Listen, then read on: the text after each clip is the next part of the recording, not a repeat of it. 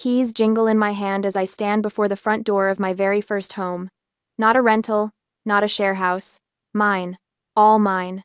The door swings open with a satisfying creak, and I step inside, breathing in deeply. The scent of fresh paint still hangs in the air, clean and promising.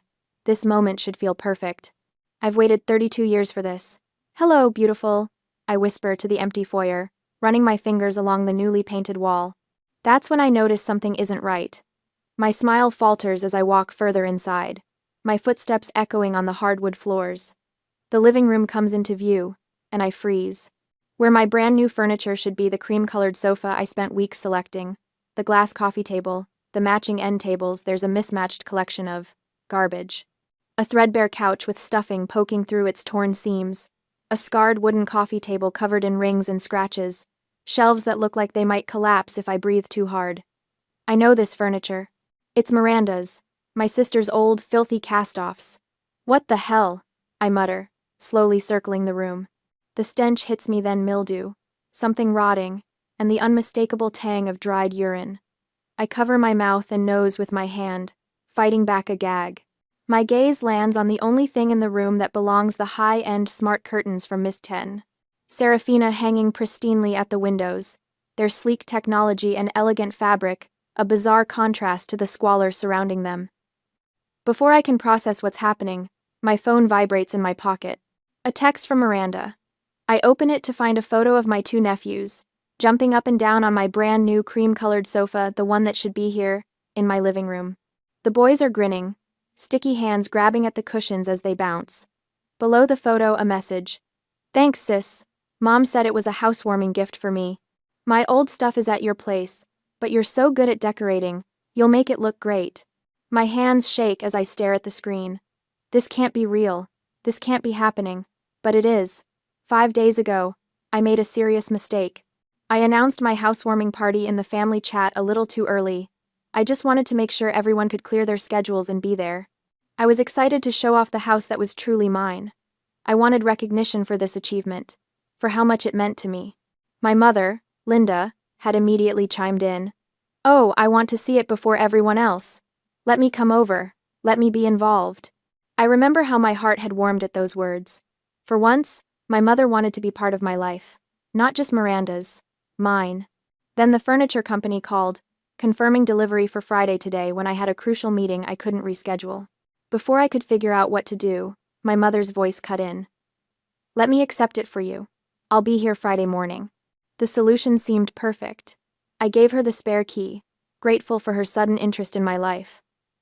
Finally, I had thought, my mom actually cares about me. What a joke.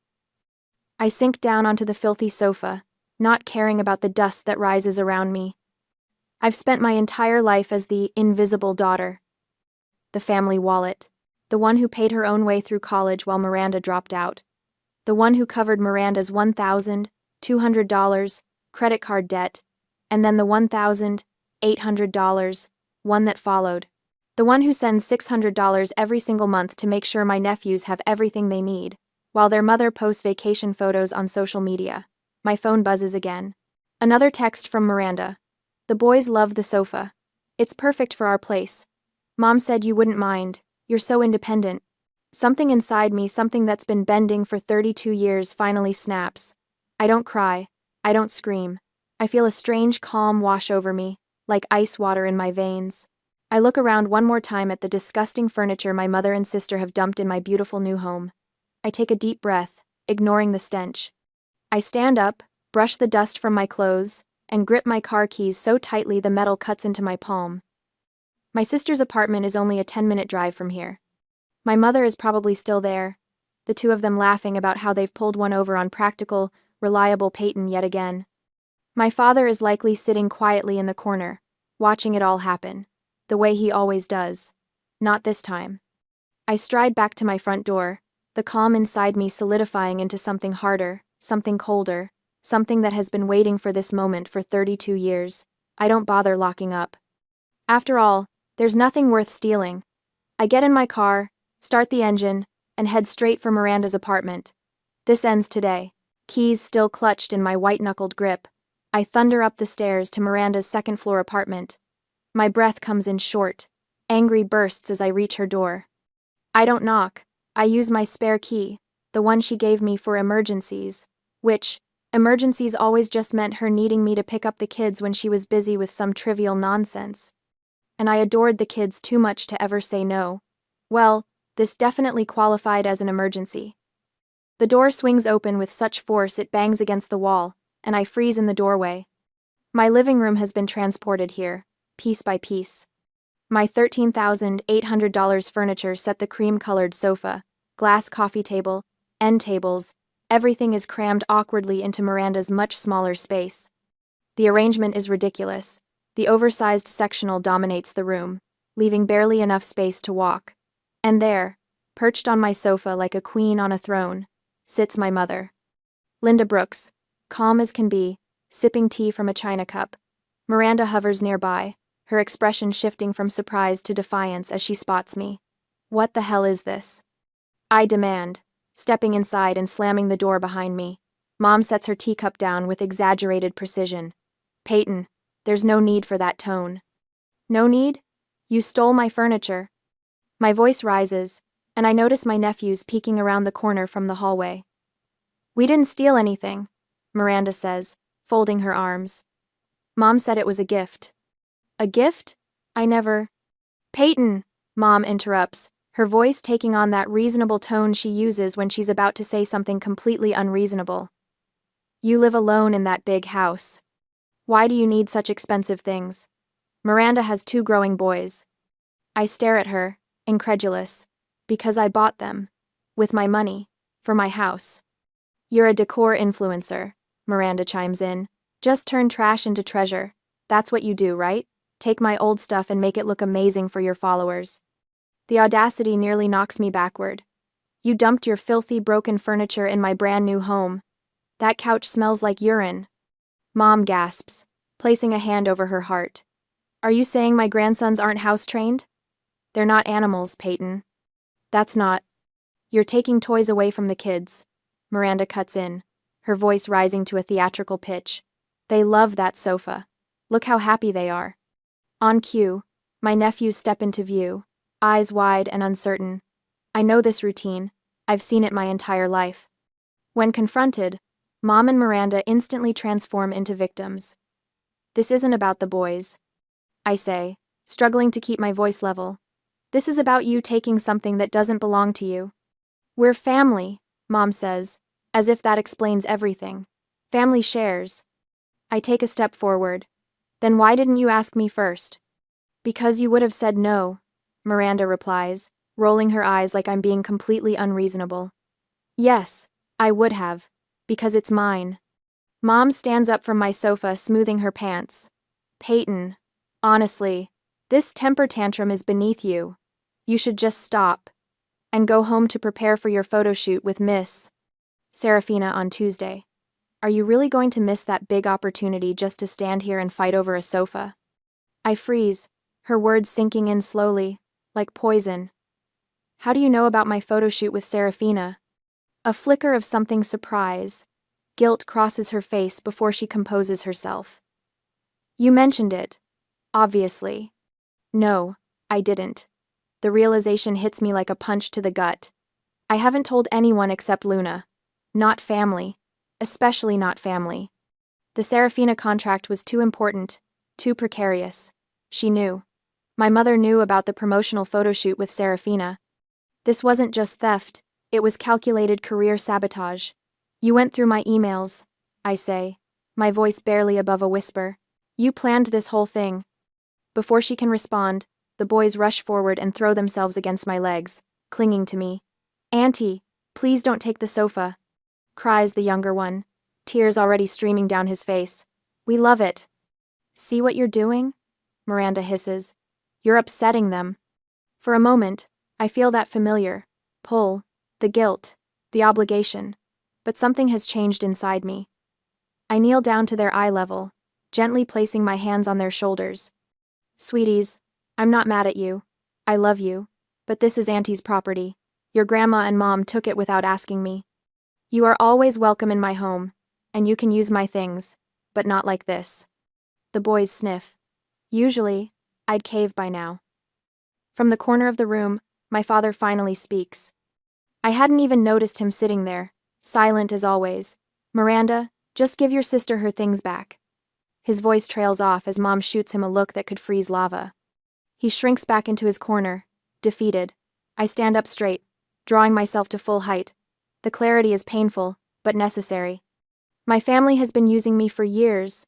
My money, my stability, my silence, but not anymore. I'll say it one more time. Pack it up, or you will face the consequences.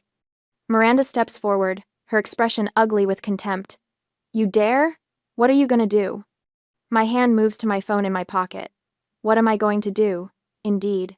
Miranda leans against her kitchen counter, arms crossed, a smug grin spreading across her face. You can't do anything about it, she says, her voice dripping with the confidence of someone who's never faced consequences. My mother nods in agreement, setting her teacup down with a delicate clink. Be reasonable, Peyton. You have that photo shoot with Miss Serafina on Tuesday. You can't possibly let this family matter get out. She smooths her skirt, the picture of composure. Think about your reputation. For once, think about the kids. Miranda adds, gesturing toward my nephews who have retreated to the hallway, watching with wide eyes. They love that furniture.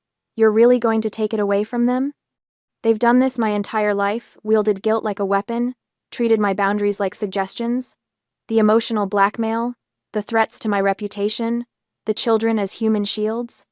It's textbook manipulation, and I've spent 32 years falling for it. Not today. I pull my phone from my pocket, my fingers surprisingly steady. You're right, I can't do anything. I pause, watching relief flood their faces. Then I add, but the police can. I dial 911. My mother's teacup crashes to the floor. What are you doing? Her voice rises to a shriek. Yes, I'd like to report a theft, I say into the phone, my voice calm and clear. Robert! My mother screams, her composure shattering. Do something! She's calling the cops! My father steps forward from his corner, his hand raised as if to stop me. For a moment, he's not the silent observer but the enforcer my mother has always wanted him to be. I lock eyes with him. Dad, don't. Something passes between us, some quiet understanding that's been 32 years in the making. I watch the conflict play across his face, the decades of choosing the path of least resistance warring with something new, something like respect. Slowly, his hand drops. He retreats back to his corner, his shoulders slumped. He has made his choice. My mother lunges toward me, fingers outstretched for my phone. Give me that. I sidestep her easily, keeping the phone to my ear. And now they're assaulting me. I tell the operator, who confirms officers are on their way. The next 20 minutes are chaos. My mother paces, alternating between threats and pleas. Miranda tries calling my bluff, insisting I won't go through with it. My father sits silently, staring at his hands. My nephews watch it all from the safety of their bedroom doorway, confusion etched on their small faces. When the knock comes, the apartment falls silent. 2 officers stand in the doorway, a woman with cropped blonde hair and a man with serious eyes. We received a call about a theft, the woman says.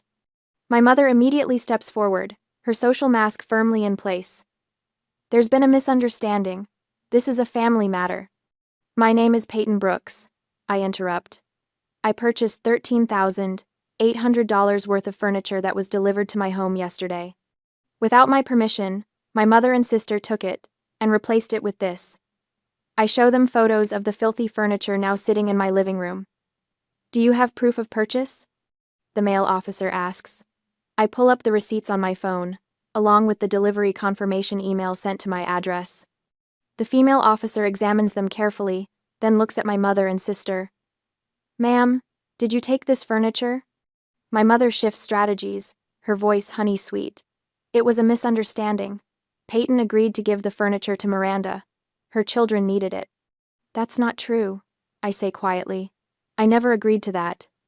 The officers separate us, taking statements individually. They look at the texts from Miranda, thanking me for the gift. They listen to my mother's increasingly flustered explanations. They note my father's silence.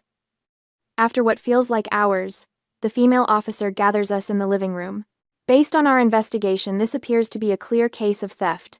The furniture was purchased by Mrs. An Brooks, delivered to her address, and removed without her consent. She turns to my mother and sister. You have two options. Return the property immediately, or Miss Brooks can press charges and take this to court. The color drains from my mother's face. Miranda's smug smile has long since disappeared. We'll return it, my mother says tightly. Under police supervision, they begin the humiliating process of repackaging my furniture. Every piece they carelessly tossed around must now be wrapped. My sister struggles with the sofa cushions, cursing under her breath. My mother wraps glass tabletops, her movements stiff with rage. Clearly, they are not very careful. The officers stay, ensuring every single item is accounted for. As the last piece is loaded, I turn to leave. The confrontation is over. I've won. Don't you ever show your face in this house again? My mother screams at my back. I pause at the door, turning slightly. That's the best thing you've said all day. I look her directly in the eyes, letting 32 years of suppressed truth rise to the surface. Oh, and don't expect that $600 on the first of the month. The truck follows me back to my house, where the officers oversee the return of my furniture. The police leave once everything is back in place, offering me a case number, just in case. Finally, alone, I stand in my living room, surrounded by my belongings. The victory feels hollow somehow. The cream sofa has an ice cream stain from my nephews. The coffee table has a new scratch across its surface. A tag has been ripped from one of the end tables. I pull out my phone and begin methodically documenting everything. I take videos of the entire room, then close-up photos of each imperfection, the stain, the scratch, the ripped tag. I'm not sad. I don't have time for that luxury. I call an emergency sofa cleaning service, wincing at their weekend premium rate but agreeing immediately. The stain needs to be gone before Tuesday's photo shoot with Miss Serafina. Everything must be perfect. The weekend passes in a blur of preparations. Luna arrives Saturday morning, her arms full of groceries and cleaning supplies. You called the cops on your mom? She says. Not a question but a statement filled with awe. You actually did it. I had to, I reply, arranging throw pillows to hide the slightly darker patch where the stain had been. I'm proud of you, Luna says, helping me center the coffee table. We work together, transforming my house into the showcase it needs to be for Tuesday. By Sunday night, everything looks perfect. I've just stepped out of the shower when I notice my phone blinking with notifications. 3 missed calls from Miss Serafina, and 5 from Luna. My stomach drops as I unlock the screen. There it is, Miranda's newest social media post. A photo of the old, filthy furniture they had dumped at my place, with Miss Serafina's high-end curtains hanging perfectly in the background. She's tagged at Peyton's pics and written, "Visited the expert decorator's new house. Guess this is an influencer's real taste? Trash. Disappointed." I stare at the phone, water dripping from my hair onto the screen. Miranda couldn't steal my furniture, so she's trying to steal my reputation instead. The war has only just begun. My phone won't stop vibrating. 3 messengers from Luna. 23 notifications from Instagram. The comment section explodes beneath it. Some defending me. Others expressing shock and disappointment. The PR crisis is spiraling in real time, right before my eyes. My phone buzzes again. Miss Serafina. I take a deep breath and answer. Miss Serafina, I was just about to call you. Peyton. Her voice is ice. I've been sent a rather disturbing image featuring my curtains. This was not in our contract. Having my brand new line displayed alongside what appears to be garbage is unacceptable. My heart hammers against my ribs, but I keep my voice steady. Miss Serafina, I completely understand your concern. That photo was taken and posted without my knowledge or consent. Explain, now. So I do. The entire humiliating story pours out the furniture swap, calling the police, getting everything back, spending the weekend cleaning. How my sister and mother deliberately sabotaged me, using her old furniture and my professional reputation as weapons. There's silence on the other end when I finish. The photo shoot is still scheduled for tomorrow. I say into the void. I guarantee it will be perfect. The furniture is all in place, professionally cleaned. Your curtains will be showcased exactly as we discussed. Another long pause. Very well, Miss Serafina finally says. I sympathize with your situation, Peyton. Family can be complicated. But I'm trusting you to deliver what we agreed upon. My team will arrive at 9 a.m. sharp. I won't let you down. Thank you for understanding. After hanging up, I send Luna a quick text. Everything under control. Serafina still on for tomorrow. We'll call you later. I walk to my desk and open my laptop. A new spreadsheet appears on the screen. I title it, Final Invoice. Line by line, I document everything. College debts, $1,200 plus $1,800 equals $3,000. Monthly support $600 x 36 months, $21,600. Gifts 5 years, est, $5,000. Total, $29,600. I stare at the figure, nearly $30,000, the concrete cost of being the family ATM for years. I save the file and close my laptop. Tomorrow, Miss Serafina arrives. The photoshoot transforms my living room into a hive of focused activity. Lighting technicians adjust their equipment while stylists make final touches to the furniture arrangement. Miss Serafina inspects her smart curtains, nodding approvingly as they respond to her voice commands, shifting from translucent to opaque with elegant fluidity. Luna hovers near me, having taken the day off work to be here. She's been glancing nervously at the door all morning. They won't show up. I tell her, knowing exactly what she's thinking. I wouldn't put it past them, Luna mutters. Your mother has the audacity of 10 normal people, and Miranda follows her lead like a puppy. Even they aren't stupid enough to crash a professional photo shoot. The photographer positions me on my pristine, cream-colored sofa, the very one my nephews had jumped on in Miranda's apartment. Now it's immaculate again, not a stain in sight thanks to the emergency cleaning service. Perfect, the photographer says, adjusting my position slightly. Now, reach toward the curtains as if you're about to adjust them. I follow his direction, extending my arm gracefully toward the smart curtains. The camera clicks rapidly. These are stunning, Miss Serafina says, reviewing the first batch of shots. Absolutely perfect. 4 hours later, we have dozens of gorgeous images showcasing my decorating talent and Miss Serafina's innovative curtains. The living room looks like a magazine spread elegant, inviting, and distinctly unlike the trash heap in Miranda's vindictive post. After everyone leaves, Luna and I collapse on the sofa with glasses of wine. You did it, she says, clinking her glass against mine. Crisis averted. Serafina seemed thrilled. She was. We're releasing the photos tomorrow morning across all platforms. That'll crush Miranda's sad attempt at sabotage. I nod, taking a long sip. One more thing to do tonight. After Luna leaves, I return to my laptop and open the final invoice spreadsheet. I attach it to an email addressed to my mother, father, and sister. Subject: Final invoice. Payment not expected. The message is brief. This is what being the family ATM has cost me over the years. Consider this my formal notice that the ATM is permanently closed. Do not contact me again. I hit send, then immediately block my mother's and sister's numbers on my phone. For the first time in years, I feel light, free. 2 blocks away, Miranda slams her phone down on the coffee table. What the hell does she mean? The ATM is closed, she screams at her mother. I need that $600 a month.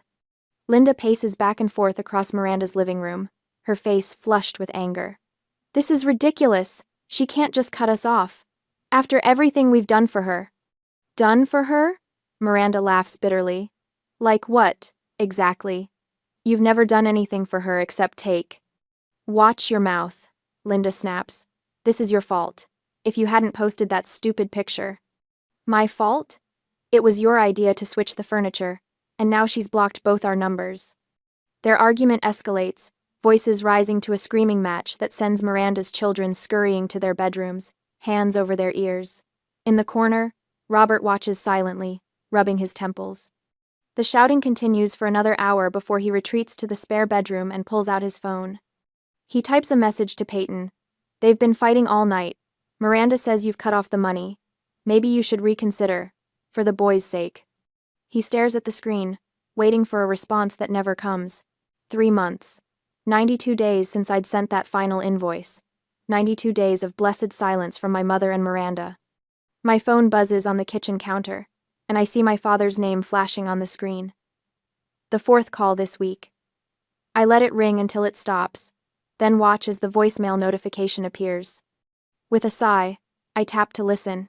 Peyton, it's Dad. His voice sounds tired, defeated. Can't you forgive your mother? She misses you. We all do. The message ends with a heavy sigh. I delete it without responding. The first dozen times he called with the same plea, I'd felt a twinge of guilt. Now I feel nothing. My new cream sofa, professionally cleaned of all ice cream stains, sits in my living room like a trophy. A reminder that I'd finally done what 32 years of being the good daughter hadn't accomplished. I'd made them see me. My phone buzzes again. This time it's not my father but my Aunt Teresa, my mother's sister. Peyton Brooks, what is wrong with you? Her voice is sharp through the speaker.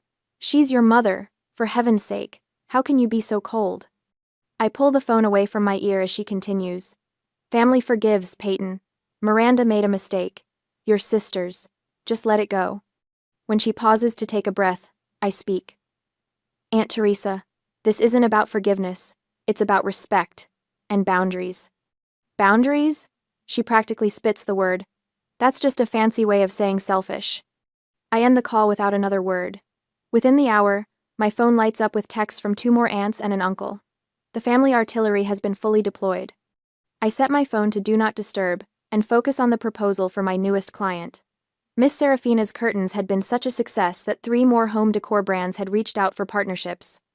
My business was thriving in direct proportion to my family's rage. The days pass. More calls, more texts. I delete them all without reading. Peace settles around me like a blanket. Until a month later. It's a quiet Tuesday evening when my phone buzzes with a text from my father. Unlike the others, this one catches my attention because there's an image attached. My nephews, Alex and Jamie, smile up at me from the screen. They're holding a crudely made sign that reads, "We miss you, Auntie P." Their faces are thinner than I remember, their clothes a bit more worn. My father's message reads, "The kids really miss you and want to visit." I stare at the photo, my heart tightening. This is the test I've been dreading. The children are innocent in all this, but they're also the ultimate manipulation tool. I'd calculated the $600 monthly support in my invoice for a reason. It was never really about the money, it was about setting a boundary.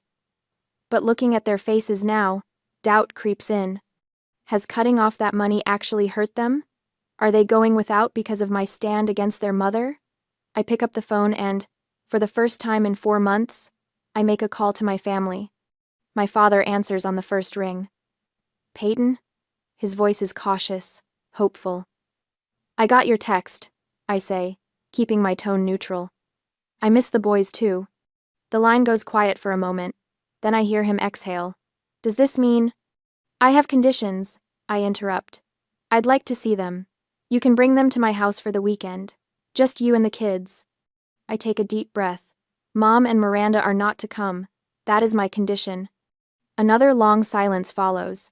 I can almost hear him weighing his options, calculating whether to argue. Robert? I prompt, using his first name deliberately. They really do miss you, he says finally, sounding defeated. I know, and I miss them, but my terms aren't negotiable. He hesitates, and in that pause, I prepare myself for another rejection, another guilt trip. Okay, he says finally. This weekend? Saturday morning? Victory floods through me, sweet and sharp. Saturday morning is perfect. I'll make pancakes. That Saturday, I'm up early, preparing the boys' favorite foods. Dinosaur-shaped pancakes for Jamie, chocolate chip ones for Alex. I've bought them each a small gift. Nothing extravagant, just books I know they'll love. When the doorbell rings, I find my father standing there with 2 excited boys bouncing beside him. Auntie P! They shout in unison, launching themselves at my legs. I kneel down, hugging them tight. I've missed you monsters so much. My father stands awkwardly at the threshold until I nod for him to come inside. He looks older than I remember, the lines around his eyes deeper.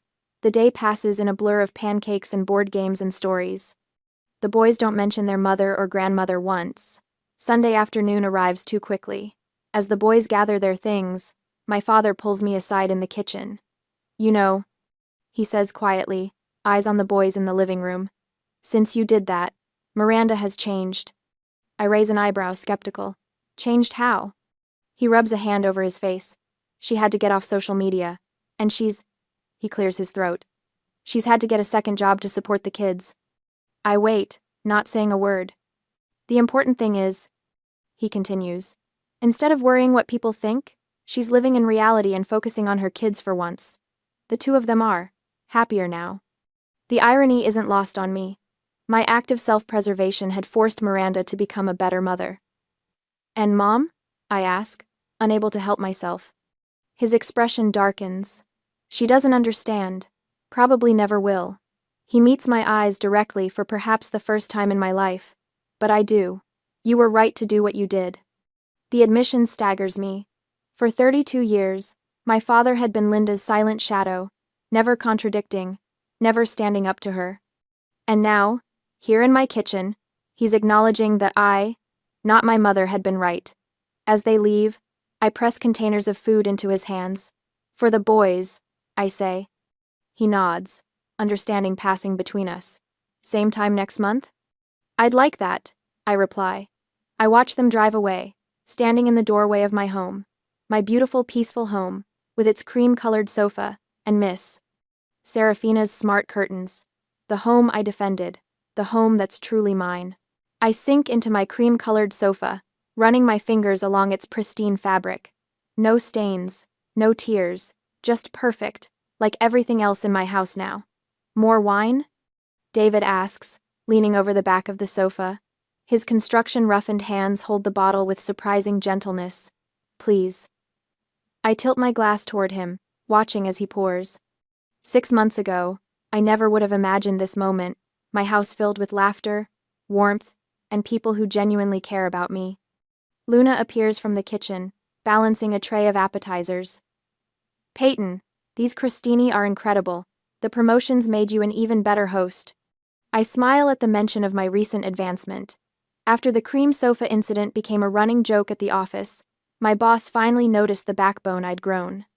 3 months later, I was leading my own marketing team. The influencer contracts followed more lucrative ones than I'd ever dreamed possible. Clients loved the authenticity of my new content. Real homes for real people. The doorbell chimes. I excuse myself and pad across my perfectly arranged living room to answer it. You know, Miss Serafina says when I open the door, I never imagined that disaster would lead to this. She gestures to the framed magazine spread tucked under her arm, our collaboration featured in Home and Style. Business partners now, I say, taking the frame from her. Who would have thought? I knew talent when I saw it. She steps inside, even with trash furniture in the background. The memory of Miranda's social media attack makes me laugh now, rather than cringe. It was the best thing that could have happened, showing the world exactly who we both were. David appears at my side, sliding his arm around my waist. The feeling still surprises me, someone who touches me with respect, who asks before moving my things, who sees my boundaries as strength rather than selfishness. House looks amazing for the official housewarming, he says. The real one, I correct him, remembering how my mother had tried to hijack even that from me. Luna raises her glass. To Peyton's new life. Everyone cheers. The sound fills my chest with warmth, replacing the hollow feeling I'd carried for 32 years. Later, when only Luna, David, and Serafina remain, I find myself back on the cream sofa, the same one that was stolen, stained, and professionally cleaned. What was once evidence of my family's betrayal has transformed into a symbol of my freedom. You know, Luna says, curling up beside me, I've never seen you this happy. I nod, unable to deny it. Turns out, family is not an excuse to abuse, steal from, and manipulate someone. Speaking of family, David says cautiously, how are the nephews? My smile doesn't falter. Dad brought them over last weekend, our monthly visit. We built that ridiculous fort they've been obsessing about. No Miranda, no Linda, no manipulation. Just the boys and the aunt who loves them on my terms. They're good? I answer. Better, actually. Dad says Miranda's second job has given her some perspective. Serafina raises an eyebrow. The famous $600 cutoff. Sometimes the kindest thing you can do for someone is stop enabling them, I say. My phone buzzes. A text from Dad. Boys made you something at school. Can we drop it by tomorrow? I type back. Yes. 2 p.m. works. Just you and them. David notices my expression. Everything okay? Perfect. I reply, and mean it. When everyone has left, David helps me clean up. We move around each other with the comfortable rhythm we've developed over the past 2 months. I've been thinking, he says, stacking the last plate. That vacant lot next to the community center, it would make a great space for a playground. You thinking of designing it? I ask. We could do it together. Your eye for design, my construction knowledge. The we doesn't scare me anymore. Neither does the idea of building something new, something that will last. I look around my beautiful home, truly mine now, filled with new memories that have nothing to do with theft or betrayal, and feel the last piece of my heart unlock. I'd like that. I tell him, I'd like that very much.